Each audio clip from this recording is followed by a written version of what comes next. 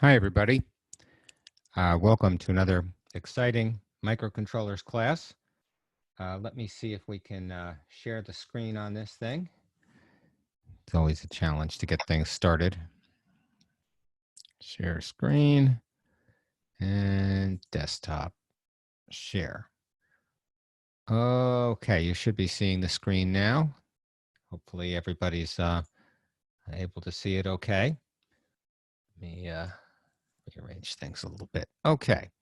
So what I thought I would do is try and review a little bit of what went on in the lab yesterday. So in our last exciting microcontrollers class, we were using the section of the microcontroller known as the ADC converter, and you can see that here highlighted. It's got a couple of external inputs, a ground, an analog reference, and some analog VCC input. And these can all be seen external. Can you see it okay? Yes. Okay. So we can see all of these things external. And when you see it external to the dotted line, that represents pins that you can actually access. That is to say, there are connections to the chip from the outside world. We see analog to digital conversion inputs here, ADC 6 and 7, and that's true for some of the quad flat pack versions, not for the parallel dip versions that you find in the Arduino Uno. So we're constrained to port C 0 through 6, which you can see over in here. They're tapped in and going over into the ADC converter. We can also use them as digital I/O ports, should we like to. We set up our data direction register for that, but right now we're just interested in using them as an ADC converter input. And that's sort of the focus of yesterday's lab. We were able to digitize from the ADC converter and then output to our little SPI DAC, and we did that in real time, changed our scaling rates for the sampling, and then proceeded to observe aliasing effects for different frequencies from our oscillator onto our oscilloscope. And that was all very educational and fun. So now let's try and dig a little deeper into the programming aspect of this. And I guess the lesson for today is you gotta read the fine manual, because if you don't, you're going to get really lost in the bit flipping stuff that you have to do to make things work. And what I'd like to do is I'd like to try and relate the programming that you have to do to the hardware that you're having to deal with. And so there's a couple of things going on in this diagram that really don't strike you as particularly obvious. Like here's a little block that says internal band gap and then analog comparator. You know, what's that about, you know? And then you can see the ADC converter feeds into this rather thick looking line. That's your data bus. So it can actually be read to and written to from the data bus. And there's a bunch of registers in here for controlling it. And we're going to examine some of those registers. So let's look deeper into the ADC converter now. And we can see there's a bit of logic going on here. There's this thing called ADMUX, which is the analog to digital converter multiplexer select register, right? And the register contains perhaps 4 bits for multiplexer inputs, but it also has other things, ADLAR, REFS0, REFS1. Now, what's that about? There's this other register here called the ADC control and status register A, and yes, indeed, there is a B, and it has things like ADEN and ADSC and ADFR and ADIF and all these prescaler inputs, which we were playing around with yesterday. And this is stuff that we have to sort of learn about. And then it has these outputs, ADIF, ADIE, and then it goes into some kind of an AND gate that says, aha, my conversion is complete. Let's generate an interrupt request. And that's kind of interesting. So then we look over here and we say, aha, clear ADLAR for 10-bit results. And that's kind of what we're doing here. We say clear bit, and here's in the ADMX, clear the 80 LAR bit. So there's this one bit right in through here. We clear it, and that's going to give us 10-bit results somehow. And in fact, that's taken straight from our code here. Now we know why we're doing it. Let's take a look a little deeper into this ADC multiplexer register. But before we do, we see, oh, here's some more code over here. And it says set bit in the ADC SRA ADEN, which is the analog to digital converter enable.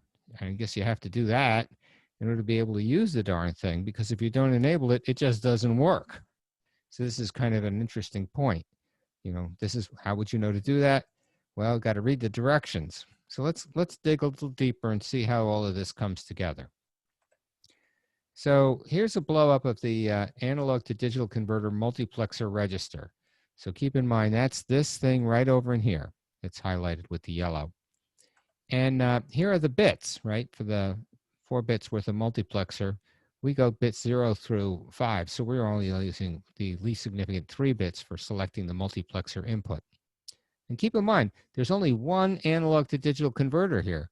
We just have to analog multiplex the input lines and choose which one we want to use when we want to do our conversion, because we can only convert one line at a time, because we only got one ADD converter, and that's it.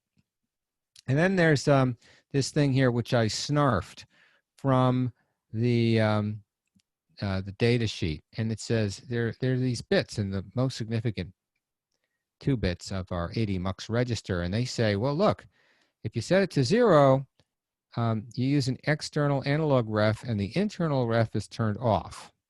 If you set it to 0, 1, you use the VCC with an external capacitor.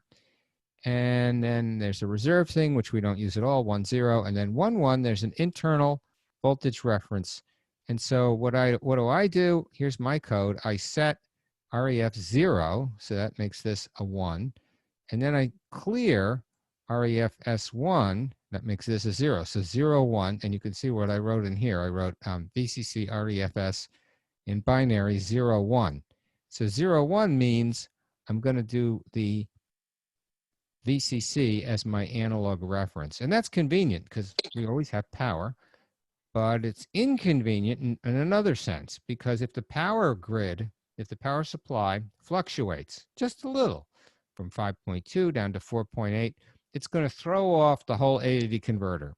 And if our sensors output analog voltages or current, then it's going to throw off all our sensors too. So inaccuracy in something like a thermocouple will show up with an extraordinarily high variance in temperature. So if you have a need to have precision, this is not a good way to go unless you can be sure that you have a precise VCC. And we're never really that sure of our VCC. In fact, we could run it through a regulator and make, a common measurement, but it's really nice to know that there's this voltage reference here, and we can modify things a little bit if we want to do the voltage reference. So that's kind of neat. Right now, we don't care that much. We just want things to work. And so we're going to do the convenient thing. We're going to set REFS 0 and clear REFS 1. That gives us a 0, 1 and says, okay, let's use the VCC. So that's where that comes from. And you say, geez, Professor Lyon, this is too much detail. We don't need to know all this detail. Yes, you do. And the reason why is because if you don't do this stuff, it just doesn't work. This is not like a compiler error. It's either going to work or it's not going to work. And when it doesn't work, you won't know why. So having these directions in the code kind of makes sense. It lets you know what you're doing. Trouble is, I can't get these pictures into the code. So putting it together in a PowerPoint actually makes it better in a big way. So here it is, the 80 MUX again, right? We saw REF 0 and REFS 1. And now we can use our knowledge of digital design 1 and electronics to try and relate our code to what's going on. REFS 0 was set to a 1. That's the gate to a little MOSFET, and that's going to let voltage pass through because a MOSFET is a voltage variable resistor. And so what it's doing is it's letting this little 2-to-1 multiplexer go and assert a line going into the 10-bit DAC. And that is your voltage reference input. And you can see how an analog reference, if left unconnected, will be overridden by whatever comes out of this 2-to-1 multiplexer. And then with a 0 being written into REF-S1, we can see the 2-to-1 multiplexer is going to select leg 0, which is AVCC.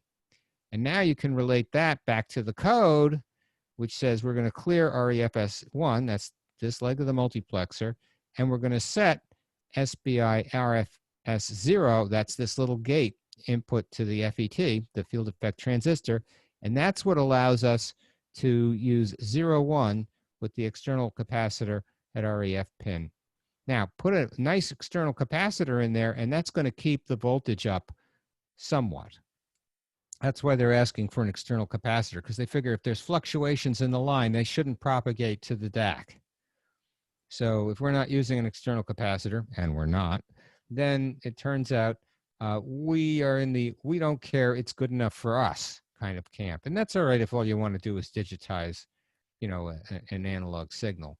But now you can see how the bits actually relate to underlying hardware and how they route signals around by setting up this little 0-1 versus 0-0 thing.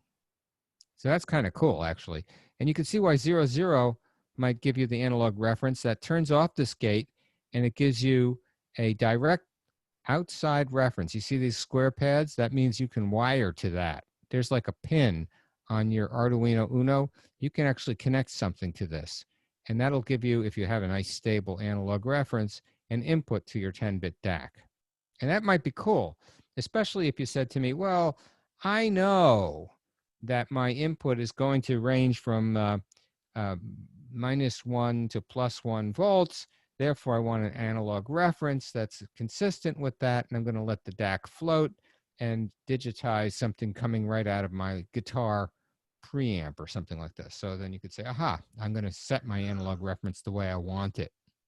And that might be a reasonable thing to do. So that's a nice blow-up diagram of what's going on, and it lets you get a little bit of insight into why you're doing what you're doing, because otherwise it just seems like magic, and it shouldn't seem like magic. It should just be something you can relate to directly from your digital design class. And you kind of can, I think. It's a sort of an interesting idea. Let's look again at some of the code and look at the diagrams.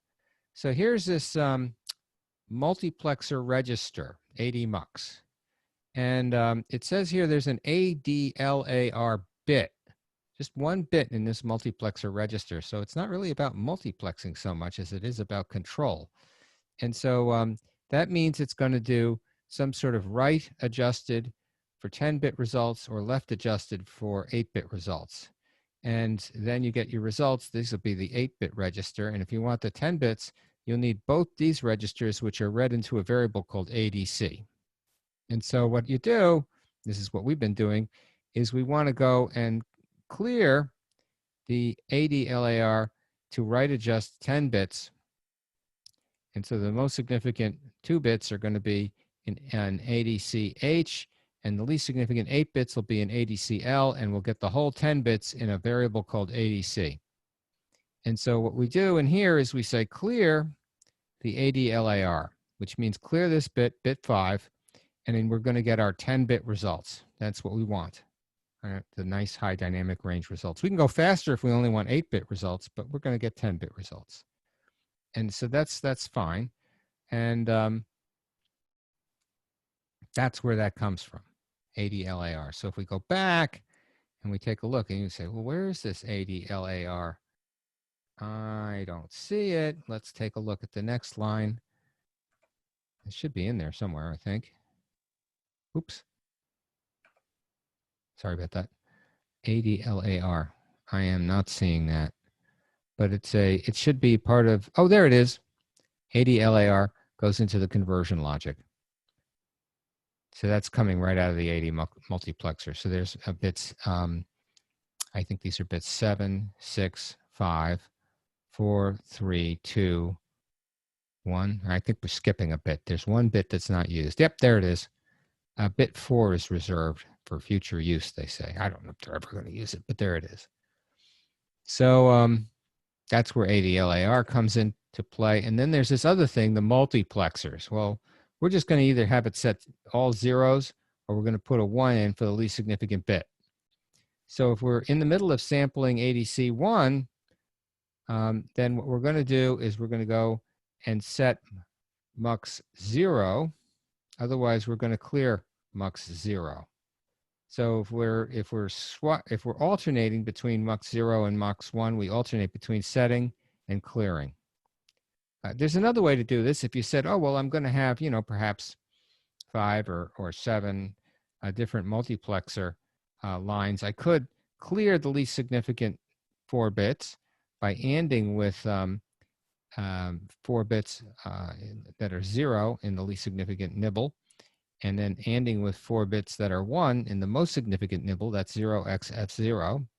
And this comes from your bitwise ANDing. The AND percent is bitwise. And then comes a bitwise inclusive OR. Take the least significant 4 bits from the ADC number that's passed in and put them into the least significant 4 bits here. So now you can see where your sort of Boolean algebra is coming into play. And with 0, it makes it 0.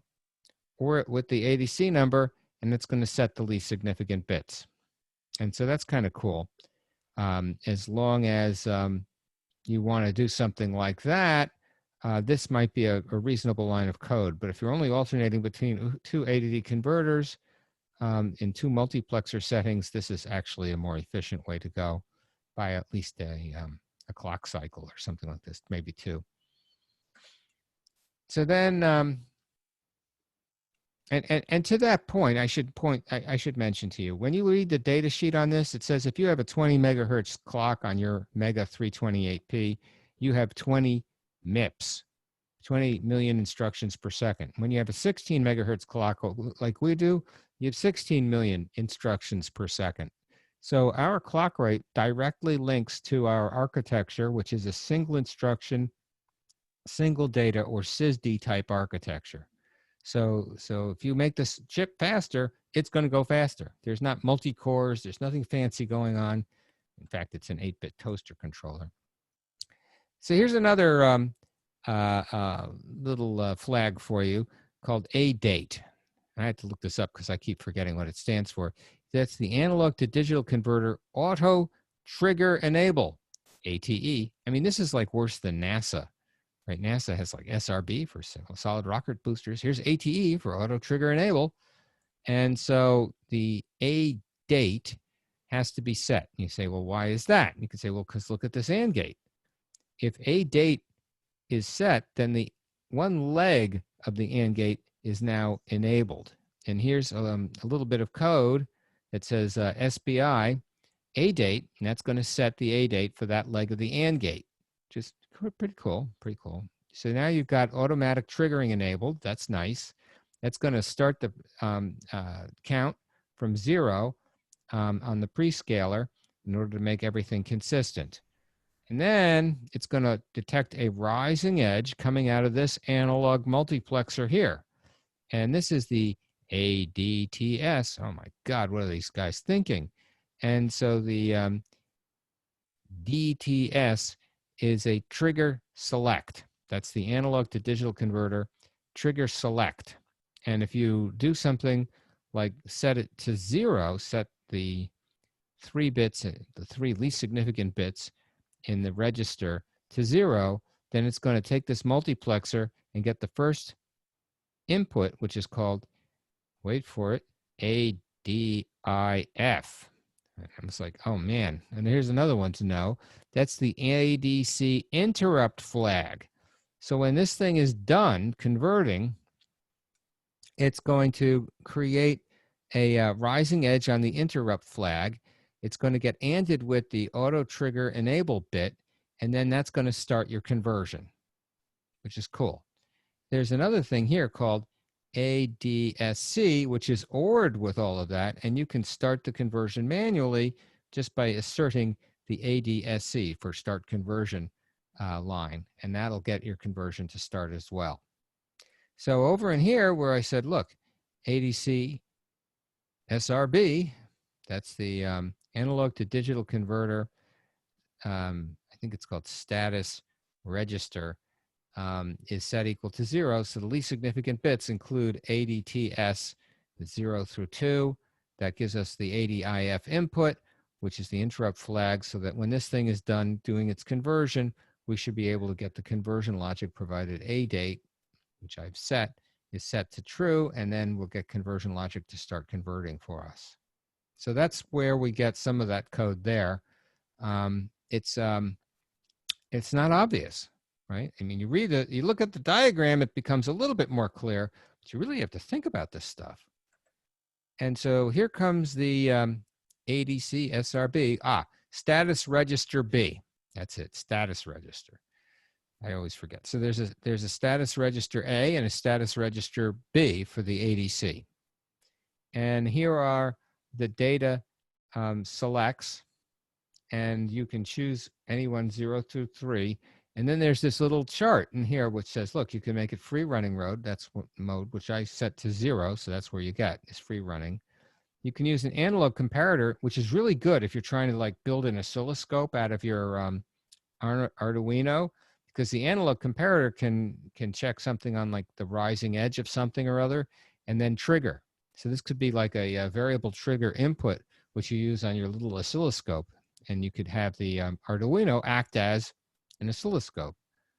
You could somehow devise external interrupts that are going to do conversions, or this is very common, you can use counters. The first counter 0, is like an 8-bit counter, and the next counter 1, is a 16-bit counter, so one's a higher precision than the other. And so you could use counters to trigger the conversion for the analog to digital converter. But we're doing free running mode right now, and that works fine, because when the converter's done, we're going to go right in and start to take that data and output it to our DAC. So we're going to let it run as fast as it can. And if we change our prescaler in order to change the conversion speed, that's going to change the overall throughput of our system. And we've seen how that impacts the quality of the output that we get. It's a big deal. In fact, the way you hear it is a big deal. So and also what it looks like is a big deal. So it's sort of an important quality control factor. And so that's my basic coverage of the code. Now,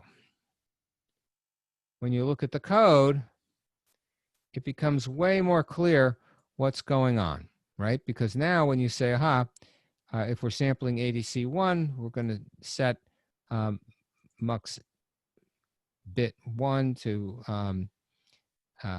ensure that we're sampling ADC1. Otherwise, we're going to sample ADC0, and we do a clear on mux bit 0. So that's cool, right? And it shows you exactly how we get to where we're getting. Here's the A date, and here's the trigger select bits, TS, ADTS, analog digital converter trigger select.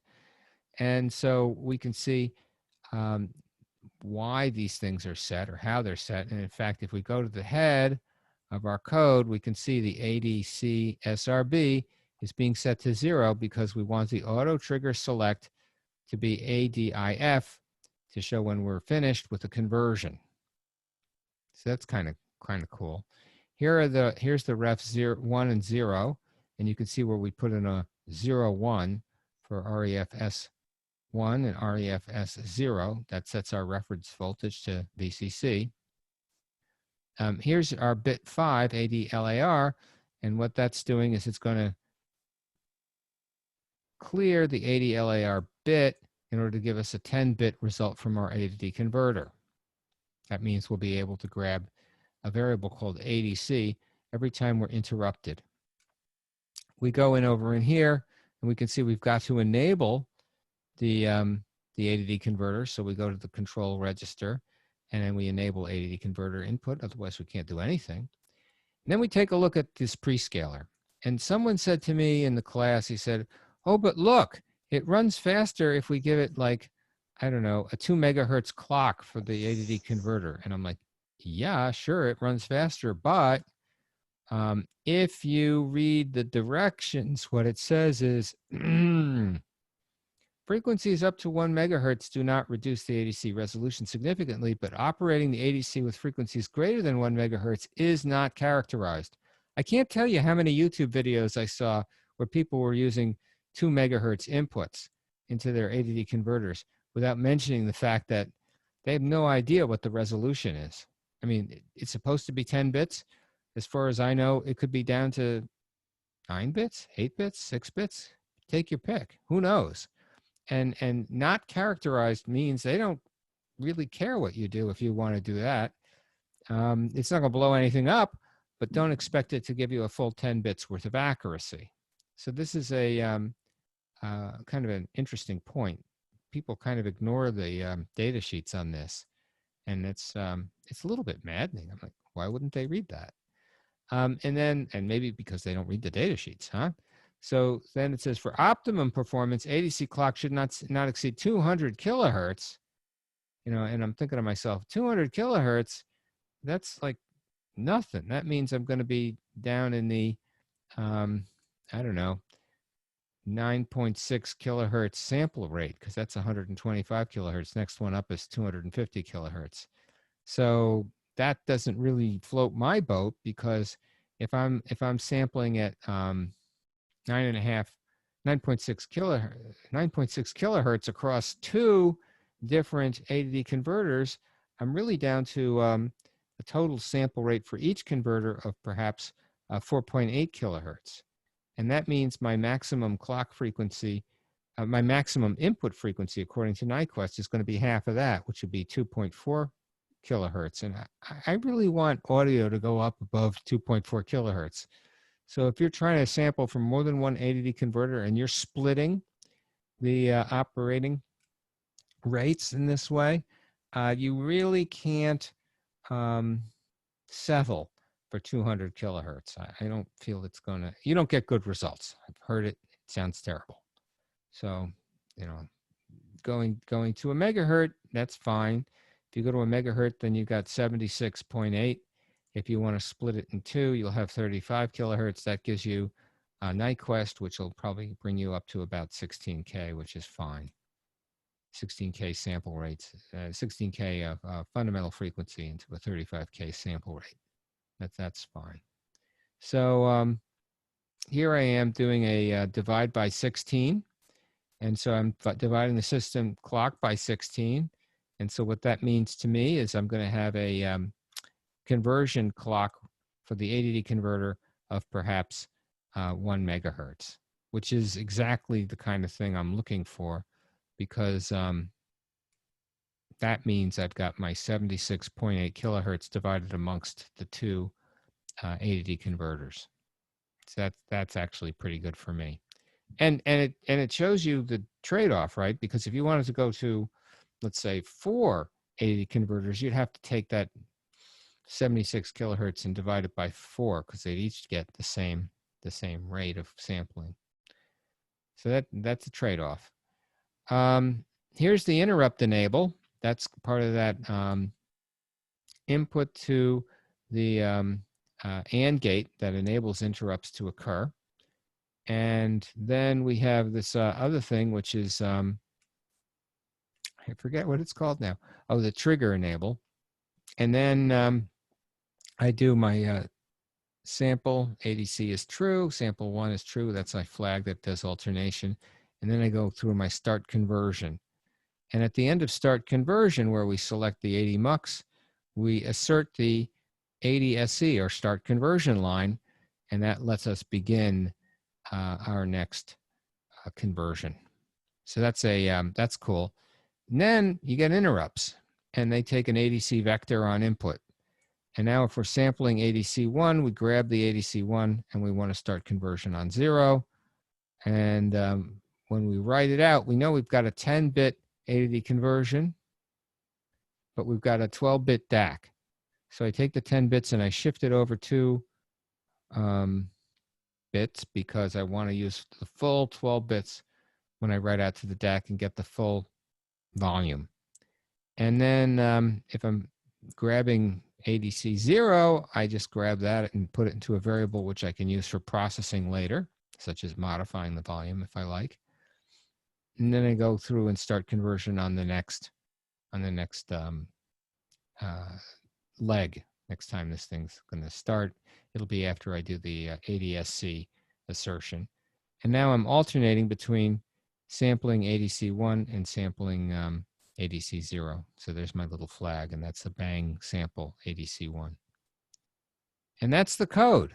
Now, having said all of that, I know it's a lot, but this is the kind of thing you have to go through in order to run the ADD converter. Having said that, I've made this program much longer because I've added, globs of words from the data sheet so that you could see what's going on, because going back and forth to the data sheet is a bit of a pain. And not to put too fine a point on it, let me just show you what's going on. Here is the actual data sheet that I've been using to guide me through the lecture. And so what you can do here is you can see, this is the analog comparator control register. We didn't get there.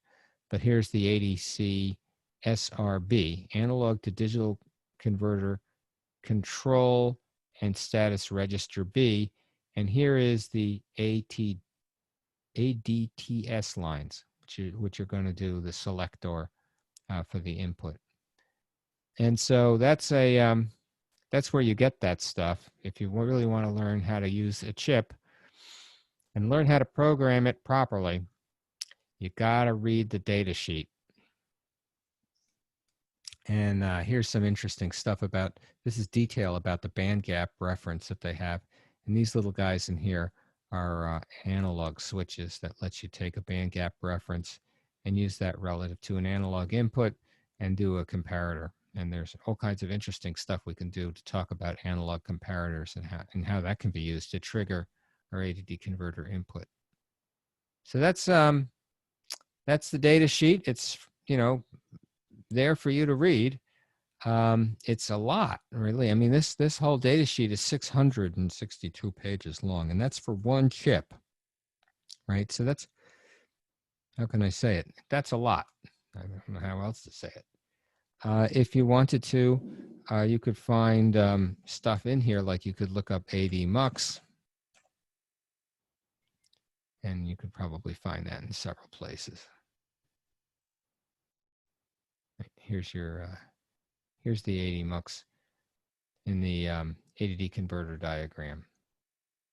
So that's a pretty cool way to look at it. I think when you look at hardware and relate it directly to the software, you're in an area which is neither hardware nor software, but it's in between the two.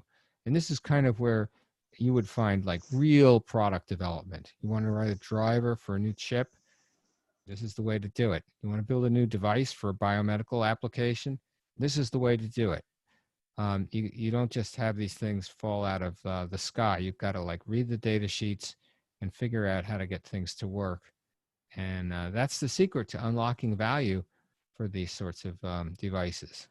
And so how many pages does it take to describe an ADD converter inside of a microcontroller? Well, that's a good question. This page is page 246, and it keeps going and going and going. And voltage references, 246.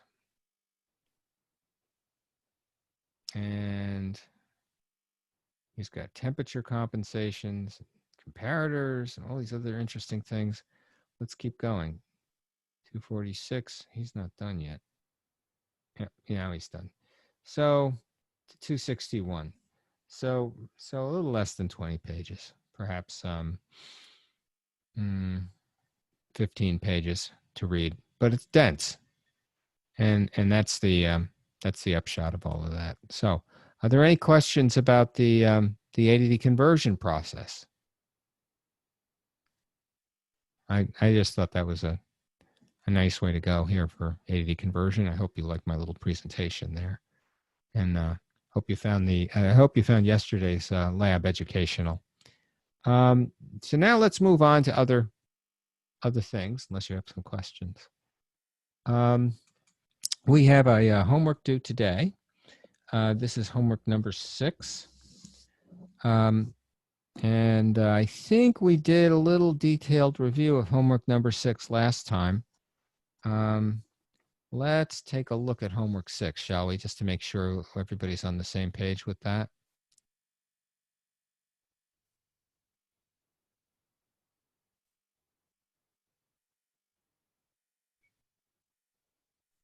And I'm going to set up homework 7 so it'll appear right after homework 6, which is due tonight. Has its deadline lapse. So you'll see homework 7 right away. So here's, let's just take a quick look at homework 6 and see how things look.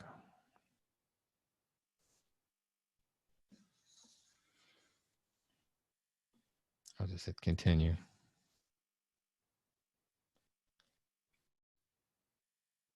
Let's see, what was the question? I think, all right, so you guys, you probably have seen \n. Do you know what that stands for? Anybody?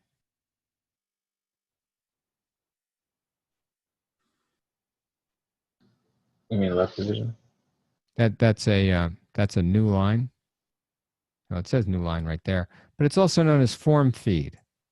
And then there's this \r. What's that about? It says carriage return. Why do I need a carriage return and a form feed? Two separate characters.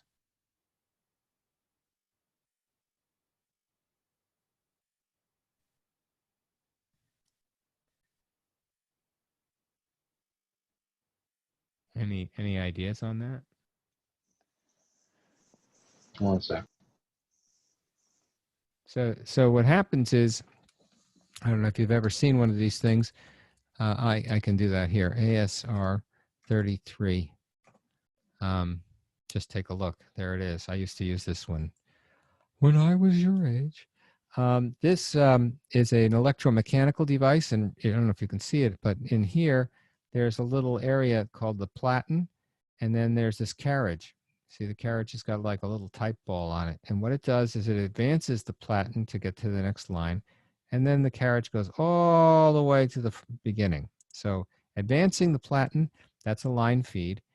Getting the carriage to go all the way to the beginning, that's a carriage return. So you do line feed first and then carriage return. Actually, you do carriage return and then line feed because carriage return takes longer.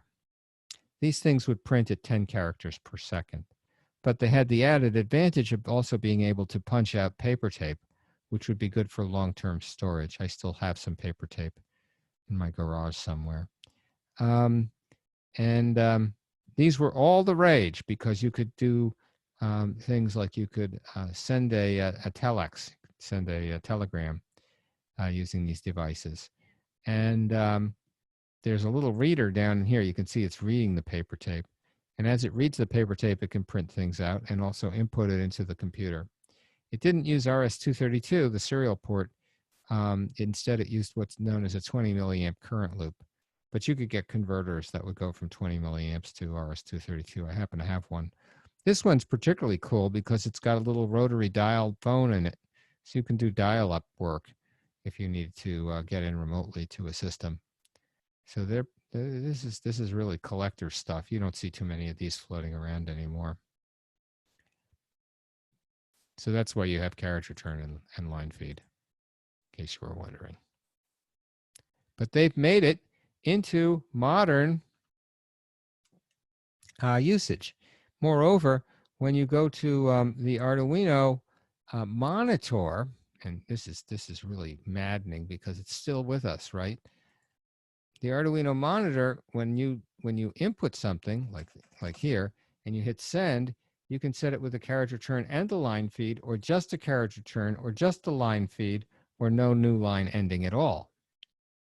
And if your code is sensitive to characters other than the characters you're expecting, and it sees like new line or carriage return or both, that could throw the program off.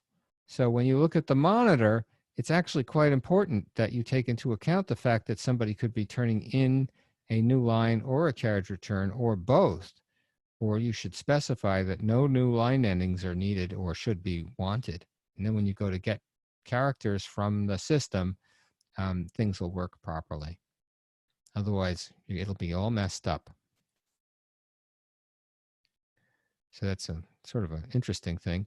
Here we have a way to send binary versions of an integer. So integers have a low byte and a high byte, and you can send them 1 byte at a time.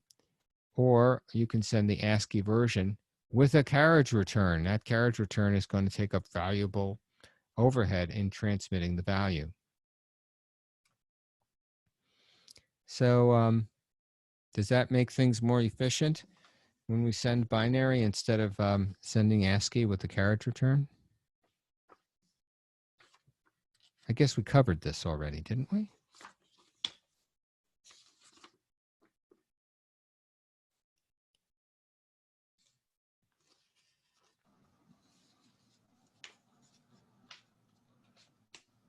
You guys are very quiet.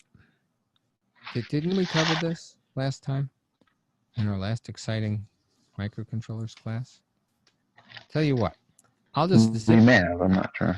Okay, I think the answer is yes, we did, and because I have a distinct recollection of having done that, and so yes, true is correct. When you're sending binary data like this, it's more efficient than sending out the ASCII data. And then here's a sensor value coming in from an analog read line.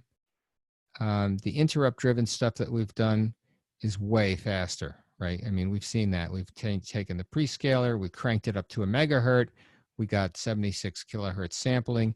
This thing with this analog read is going to go about 1 sample every 115 microseconds, which is,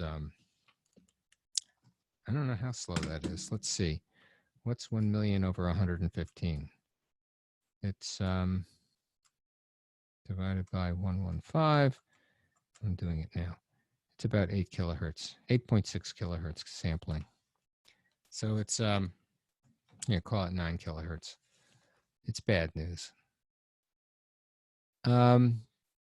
Let's see now. There are 1,000 microseconds in a millisecond and 1,000 microseconds, 1 million microseconds in a second. That's true. So you should know your terms. Micros gets the number of microseconds since the arduino began running. With 4 microsecond resolution, we have a problem if you were trying to measure things down to the single digit microsecond. And I think we saw this as well. And here comes our good friend ADMux. And here's the reference, analog reference inputs. And if you put in 0, 1 into the most significant 2 bits, you're going to get the VCC as your reference. And we now know why. And here's the analog to digital converter control and status register A. And we now know what ADC SRA stands for. So that's cool. And now we've got more information about ADAT, right? So this is the auto trigger enable, ATE. Here's the interrupt flag, which is used to tell us whether a conversion is set or not, and can then be used to trigger a next conversion. Here's the interrupt enable, bit number 3, which is right there. And you can read it or write it, so you can tell if that's been enabled. And then here comes the prescaler bits. So prescaler bits, that's these least significant 3 bits, which we set up with a wide variety of, I guess, constants, right? So when we looked at our code, I think we saw the constants for that were part of the init right there. So there's our prescaler right in through here. And then we just set the ADC SRA.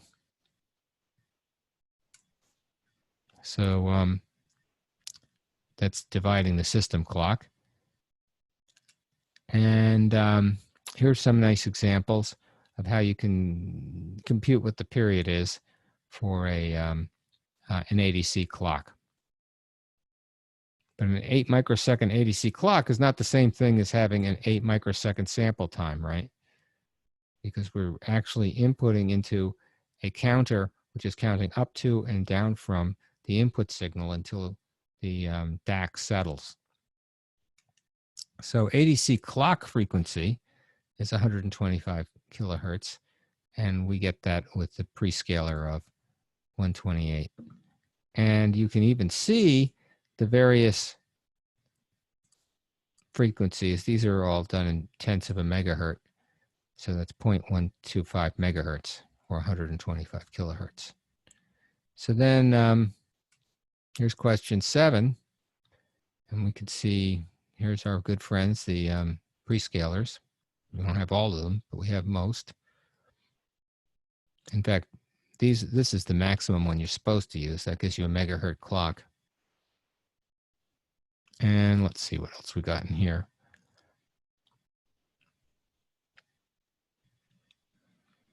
This is not as nicely documented as my other code, but he says, hey, wait a minute, I've got a 20 microsecond conversion time in here. So is that accurate?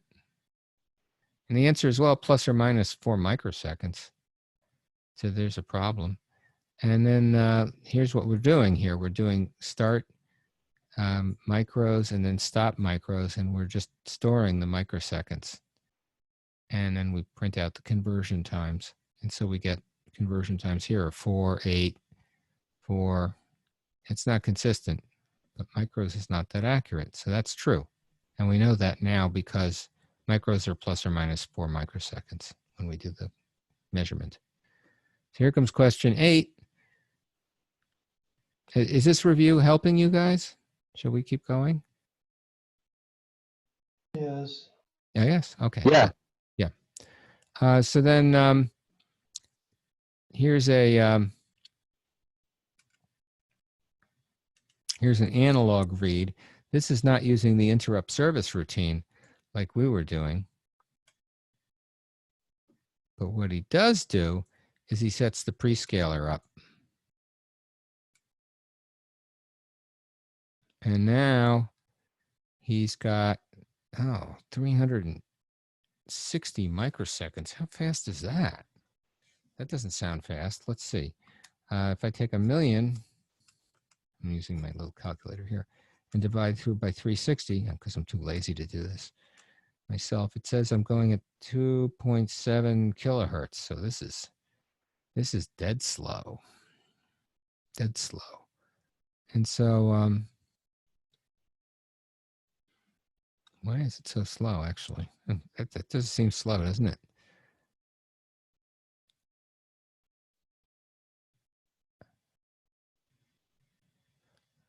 The following code will be more accurate because we were taking the same measurement 100 times. Oh, I see. I see. So he's computing, right? He's doing, right. We know we have plus or minus 4 microseconds. So if we take the output and divide it by 100, then we'll get an actual read of how long these things are taking. So that's interesting. And so 384 elapsed. What's this elapsed here?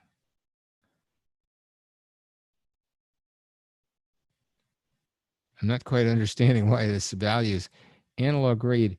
Oh, these are the actual values that you're reading. The start times are what you want. Start and stop times. That's what you want to print. Elapsed equals the stop time minus the start time. That makes sense. So elapsed equals 360 microseconds, and that's for 100? That sounds like a lot. Results times 100. That's too long. Is it? I mean, Like... if you take 360 microseconds and divide it by 100, you're getting 0.36 microseconds. That's really fast. Is that how I read this? Because his start times and elapsed and or is he doing this on a 1-for-1 basis? So he has 100 of these things. So each one is taking a snapshot. does seem very long. I mean, I don't know. That does seem too long. You're right. So what was the question on this? The following code will be more accurate because we're taking the same measurement 100 times. Well, maybe so. Let's just take a quick look and see what the answer came out to be for that one. Because I'm looking at this and I'm going, maybe it should have averaged it. Would that have been better? I'm just going to go through and I'm going to say the answer is true on this one, but I'm thinking it's not the best way to measure it, but I'm not going to bore you with writing that code for you in real time right now because I'm not crazy about the science behind this one. Right. So he's doing this. Micros is inside of this loop. Then this is being run 100 times for each time micros is starting. And then he's going to stop. Right. So he actually did 100 reads. 100 reads. So it is divided by 100. Right? Because this loop is nested inside of this loop. So for every, and we ran this 10 times. So for every one of the start times that we have, we've run 100 analog reads. And what we're printing out should be the difference between the stop and the start. So we've got the value. That's fine. And then he says he's able to do this in 0.36 microseconds. I think the compiler optimized that somehow because that doesn't sound right. This is way, way too fast. But it says it's more accurate. That's the answer key, so I'll give you that. But I would look at that code really carefully before I made that decision and took it out and advertised it because you can't really rely upon that code. I'm thinking the compiler got in there and optimized the crap out of it. Let's look at this question. The following code will slow down because we sampled twice. Sampling multiple times is a great way to improve your signal-to-noise ratio, but it's also going to slow things down a little bit. Right, so here we are sampling two different things. That's going to slow things down quite a bit. And let's have a look.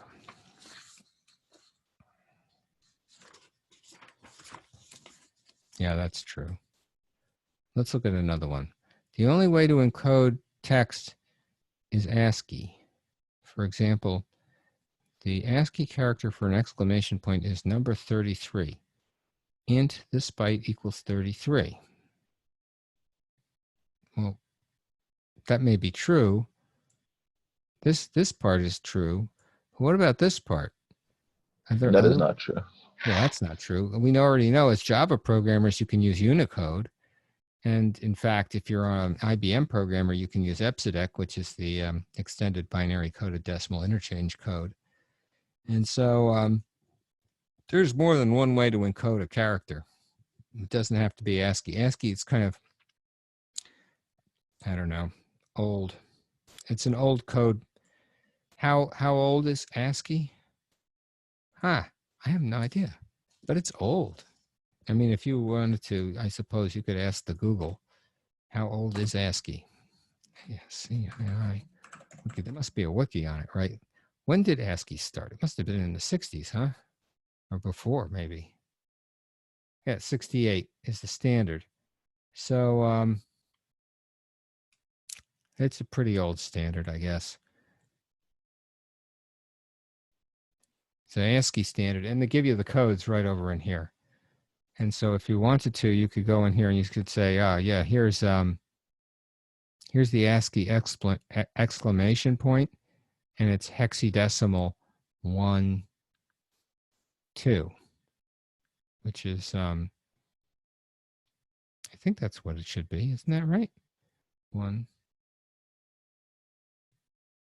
1, 2. Yeah, actually, I thought it was supposed to be 33, but if I take ASCII decimal 12, it's going to be, I'm sorry, hexadecimal 12, it's going to be 16 plus 2, which is 18. So it's not 33. I don't know why it says Yeah, 33. we know one is different. Oh, wait. The most significant bit is up here. So that's actually 2, 1. So 2 would be 32 plus 1 is 33. Yep, that works. Most significant bits are on top. So it is 33. Cool. I think backslash is 92. Here's a backslash here. So that's going to be hexadecimal 5. A, B, I guess that's 5C. So that would be 16 to the 5th plus 12. 16 to the 5 plus 12 is probably, I don't know. Can I do this on this calculator? 16 doesn't have power. Shoot. Times equals 1, 2, 3. That's too big. I think my brain isn't working. Isn't that supposed to be the base? 16. Oh, 16 to the 1 times 5. I forgot my positional notation. Plus 12. So 16 times 5 is like a number 80. And if I add 12 to that, that's a number. That's 92. So I was correct. So backslash is decimal 92, also known as 5C in hexadecimal.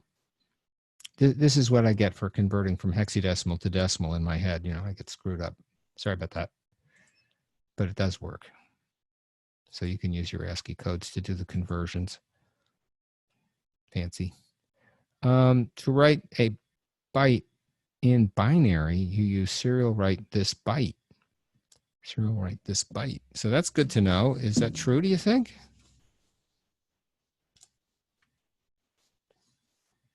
I mean, we've been using print, right? And print line. Now we've got a new one here, serial write. So now we can write out binary data, right? So that's what that's about. So serial write is going to work. It is part of the Arduino environment. You get serial.write. And you also get serial.print with an argument. And serial.print will let you print with the radix, right? So it says hex. Is that going to print out in base 8, do you think? Will this code print out base 8 or octal?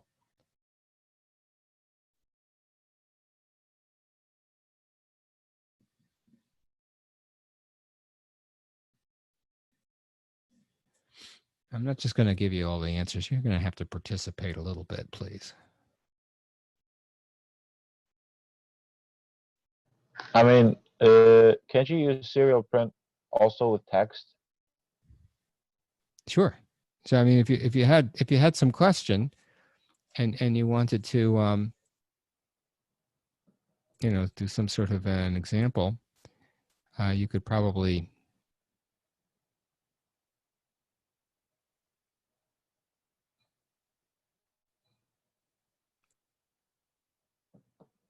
do serial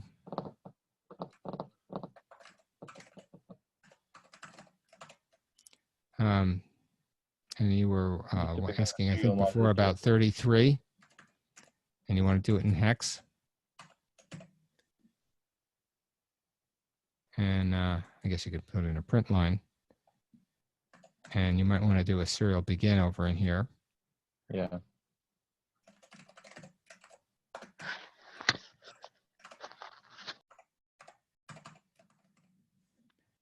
And then principal, that should print something like, I forgot what we said was in hex. 1C, was it? Let's see if that's true. Oh, we better do this in 9600 baud. And there it is, 2-1. 2-1. Right, because let's see, 2 times 16 is 32, plus 1 is 33. So that's certainly true. So then what would happen if you just took the print line and you put out 2-1? What would that print?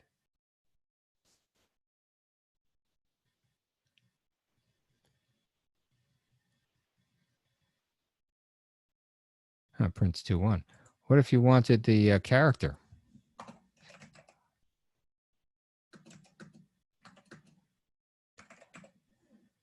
And then you printed out the character.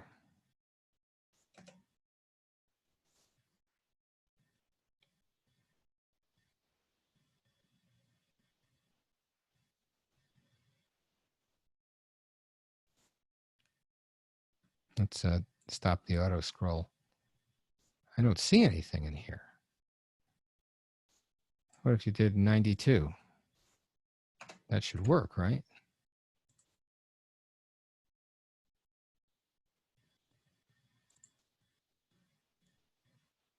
Yep, there it is, backslash.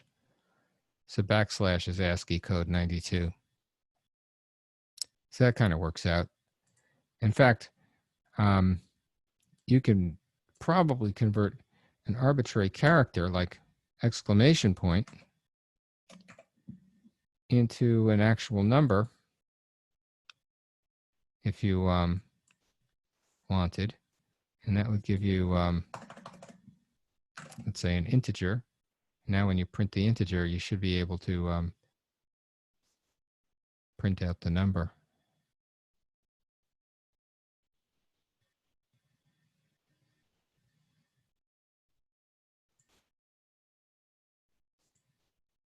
There it is, 33, which is kind of what we thought. So that's pretty cool.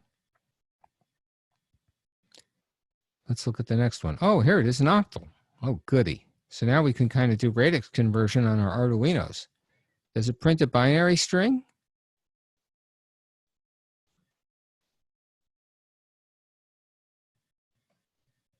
Maybe we have to test it.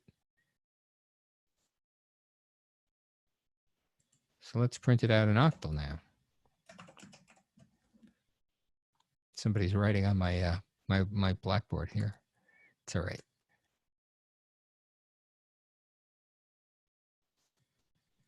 And there it is, 4-1, octal, base 8. So does that work? Let's see, 4 times 8 is 32, plus 1 is 33. Yep, that works. So this is printing out an octal. So is this going to print a binary string?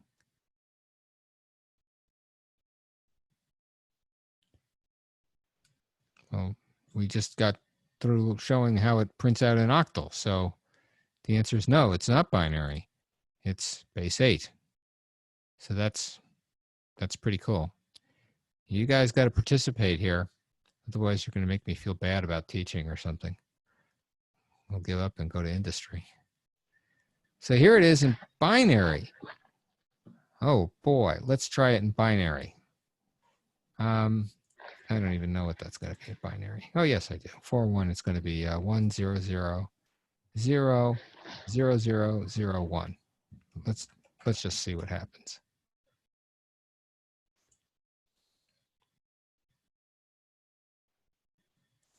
That should work, right? Oh, there it is. So that's exactly what we expected. And that's pretty cool. So it's all in binary. So that looks raw binary. That looks pretty true. Don't you think? Binary. Yeah. Here's one. Following code is going to print and then stop. What is this printing? It says here I can go and look at the ASCII table. I wonder if that URL is still good. I sometimes wonder about these things because my URLs change from time to time. I just never know. Oh, there it is. Oh, look, and we've got it in hexadecimal. Oh, how cool is that? We got it in decimal, hexadecimal, and octal, but we don't have it in binary. But if you had it in HTML, you could do ampersand $33, and that could emit an arbitrary character, which you may not be able to key in easily. And he's got these other very interesting looking characters in here. Shift out, shift in, data link escape. That's a good one. Negative acknowledgement. I like that. Let's see now. End of text, start of text. And there's a dog picture. Source lookup tables. So here's your ASCII. That's pretty cool. I like that. So let's see now. Prints out byte values in all possible formats as raw binary values as ASCII. Coded hex, octal, and binary values. So what do we got here? Print the ASCII cable map. First ASCII character that's visible is exclamation point. I guess that's why they start with that one. And it says serial this byte. This byte starts at 33, so it's going to print out an exclamation point. And then he says he's going to print it out in decimal. He's going to print it out in hex, and then in octal, and then in binary. Well, this looks like a really good piece of code here. We need this code. I have to run this code. So let's just sort of slap it in there. What could possibly go wrong? Oh, I got the question in here. I'll go to the bottom, grab it. You can always do this if you're like wondering if the code works or if it, you know, does what you think it does. Just run the code and see if it runs, see if it compiles. And there it is. The binary. It says it's going to run and then stop. It looks like it prints continuously, doesn't it? Keeps going. Auto scroll. Oh, I guess it does run and then stop. So now you've got all the ASCII characters being printed out and the binary, which is cool. So you don't have to do the conversion by hand. You can let the Arduino do it for you. Let that 8-bit toaster controller do the work. So that's cool. So that sounds like true. Let's see, serial available. Oh boy, what's that do? Returns true if the serial port is available. What do you think about that? Let's try it. Try it. Try see if serial port available works. Because if we do that, I mean, we could probably, could we Google it? Yeah, but what's the fun in that? What's the fun in Googling it? I guess you could do that. So let's find out. Okay, we'll just do the loop. Let's give it a go. Why not? Certainly, we are able to do these things. So we'll put in a setup, and we'll do a serial dot begin at 9600. And then what we'll do is we'll do a loop. And we'll have to say if the serial is available, it's greater than 0, means it's available. Then we'll read the next byte.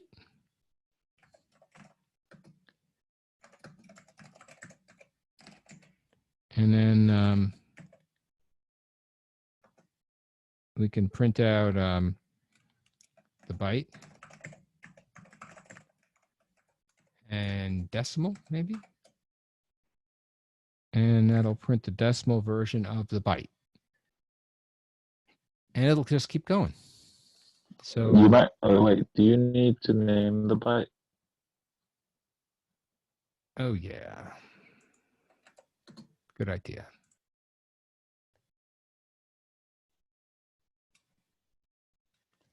Expected constructor.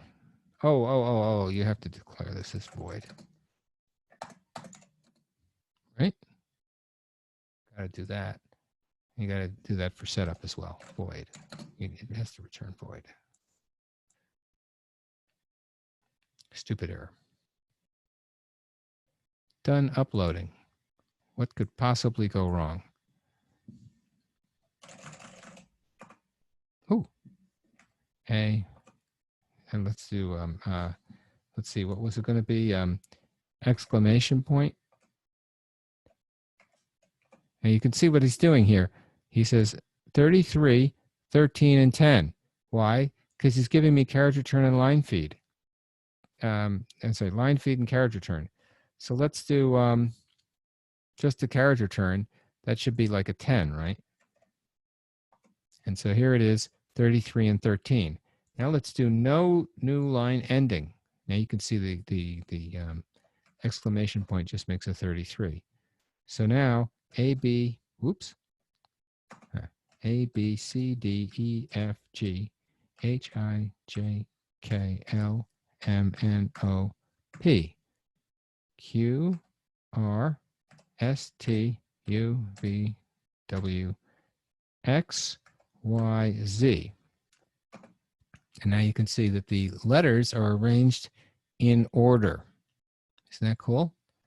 So 97, 98 through 122. So when you think about, lab 126 over at Amazon, that's because 1 is the first letter and 26 is letter number Z. So it's A through Z. Super secret, top secret lab in Amazon. Let's do that again.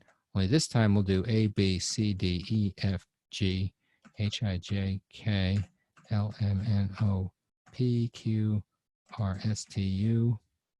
Uh-oh, I typed it wrong. U, V, W, X, Y, Z. See if that works. And it does, but in fact, what it does is it changes one bit. And so that makes things still sequential, but in a different numeric range. And that's ASCII for you. Very symmetric, very nice way to create a series of characters. And in fact, what you could do, if you were of a mind, is you could increment through all the different possible characters. So does serial avail work? Returns true if the serial port's available? The answer is yeah, sure does look that way. So that was educational, wasn't it? Now you can, That was cool. Now you can input from the serial port, which is kind of important because maybe you could use that for something like controlling your waveform generator. Ooh. So here is some example code. Will that print the decimal version of B? Professor? Yeah, looks it. For number 16, did you say that was true then? Sorry, say it again. For question 16, did you say that was true? Question 16. We're going back now to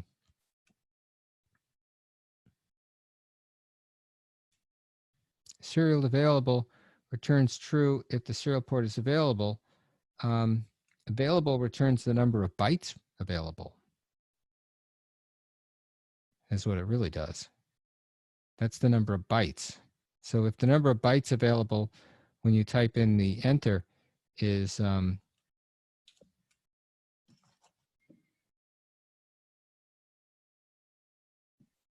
returned, you can use that.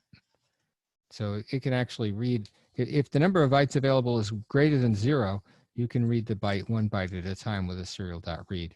Or you can use a serial read line and get a whole line at a time if you like. But we haven't gotten that far yet.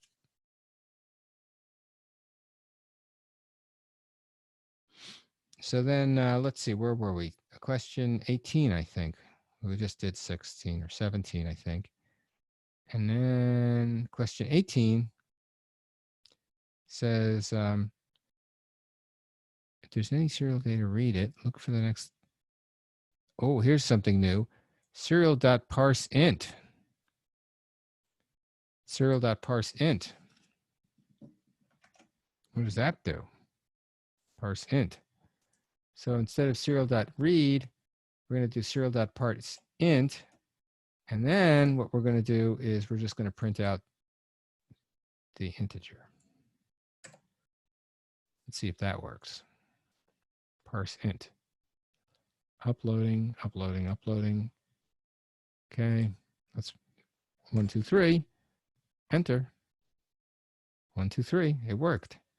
What if I said B plus 1? I made an adding machine that adds 1. I guess that's a suitable application for an 8-bit toaster controller. 1, 2, 3. Prints out. What's taking so long? Do I need a line ending here? 1, 2, 3. Enter. Ah, here, 1, 2, 3, 4. And it prints out a 1. What's going on here? Oh, I guess because the carriage return, right? The carriage return came in. Should say no new line ending. 1, 2, 3, 4. 1, 2, 3. There it is. 1, 2, 3, 4. 1, 2, 5. Boy, this is slow. I must have too many things going on. So there it is. You've gotten as far as question 18. We're almost done, I think. You guys can finish up the rest. That was very fun and educational. And the answer to question 18, he says, the above code will print out the number and 0 unless no line ending is used. So the 0 comes in when there's something of a line ending for printing out this decimal thing. So he's printing out the actual conversion of the character into an int, and it's a non-visible character, so it comes in as 0. So if I have carriage return, what is he printing out? 90, enter. Yeah, he printed out a 1. What if I had a new line?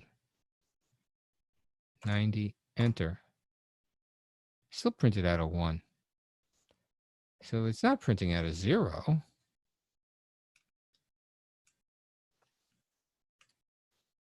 Is he printing out a 0? It's not. This is number 19. Which number is this? 18? Yeah. Yeah, it's not printing out a 0. It's printing out a 1. Oddly enough. So we'll modify that. That should either, it should say printing out a 1 unless no line ending is used. So that'll be true once I modify it, in case somebody's already taken this test. So I'll make it so that it is true, because that's what the answer key says. But according to my test, this should be a 1 and not a 0. So that's what we have time for today. Hope you liked my little presentation. You guys stay safe. We've got a homework due tonight. Thank you. Thanks a bunch. Professor. Thank you. Thank you.